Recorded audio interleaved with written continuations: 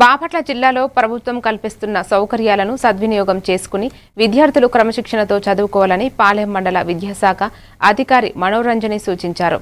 కర్లపాలెం మండలం యాజలి ఉన్నత పాఠశాలను సందర్శించారు.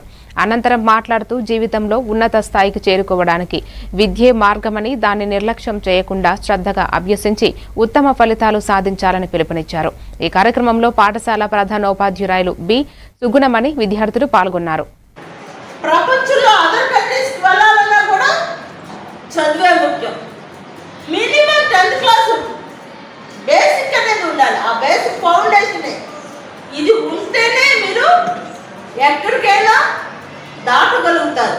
సో ఈ సర్టిఫికేట్లో మంచి మార్కులు వచ్చినాయా, చెడ్డ మార్కులు వచ్చినాయా, ఈ చెడు అన్నది వద్దున్నా మన లైఫ్లో కొట్టి వేద్దాం. దాన్ని కొట్టివేసి ఎప్పుడు పాజిటివ్గా మాత్రమే ఆలోచిద్దాము. ఏ కాడికి పాజిటివ్గానే ఉండి మంచి మార్కులు మన స్థాయి మంచిగా ఉండాలి, మన స్థితి మంచిగా ఉండాలి, మనం ఉన్నతాధికారంలోకి వెళ్ళాలి. దానికి చదివే కాదు, చదివే ఒక ఆయుధం.